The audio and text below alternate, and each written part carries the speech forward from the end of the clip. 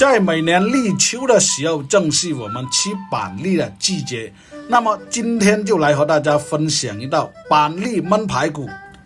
这时候正是板栗的成熟期，从表面看上去就好像个海胆一样，全身长满了小气针。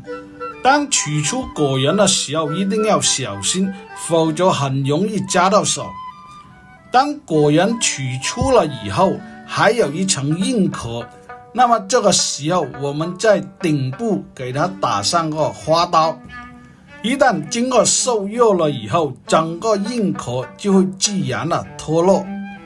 制作板栗的方法有很多种，可蒸可炒，烤制出来的香味更突出。清洗干净了以后放一边备用。接下来把准备好的排骨砍成小块，焖制出来的口感会更好，而且也会更快的入味。搭配的料头同样是常规的5件套：姜、葱、蒜、芹菜、蒜苗，同样是把它切成小段，这样搭配起来也会更好看。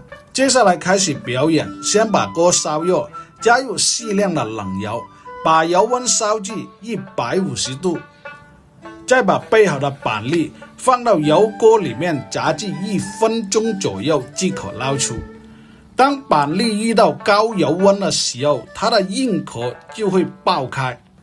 还有一个好处就是经过油炸了以后，板栗本身的水分也会迅速的收干，稍后再去焖制的时候也会更快速的熟透。经过油炸捞出后，放到一盆冷水里面，再把表皮的硬壳清理干净。这时候再去把锅烧热，同样是加入适量的冷油，把砍好的排骨放到锅中煎至两面起筋边。我们常说的就是表面起有一定的焦黄色就可以了。在煎制之前是不需要腌制的。当你看见排骨的表面开始渗油的时候，再加入提前准备好的配料，同样是将它炒制出香味，这种我们叫做生焖的方法。但是前提一定要将它煎制出香味。接着加入20克的柱侯酱，猛火翻炒，让它的香味充分的激发出来。同时淋入适量的生抽和米酒作为炝锅，还有备好的板栗，这时候可以加入到其中一起翻炒了。整个焖制的时间长达20分钟，所以加入清水的时候一定要没过所有的原材料。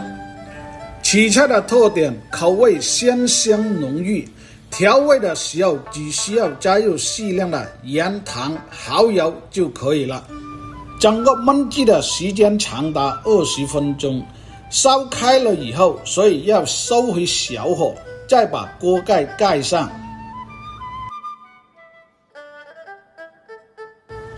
好了，时间到，先把锅盖打开。现在我们看到了里面的汤汁已基本收干，这道菜是不需要勾芡的，因为板栗本身就含有很高的淀粉成分。再把提前备好的芹菜、蒜苗加入到里面，一起翻炒均匀即可出锅装盘。一道板栗焖排骨就制作完成，好不好吃，品尝过了才知道。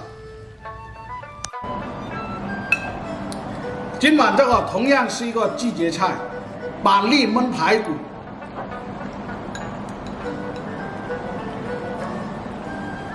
板栗够粉、够香、够糯，排骨又入味，这道菜值得大家尝试一下。好了，本期的视频就和大家分享到这里，感谢您的观看和支持。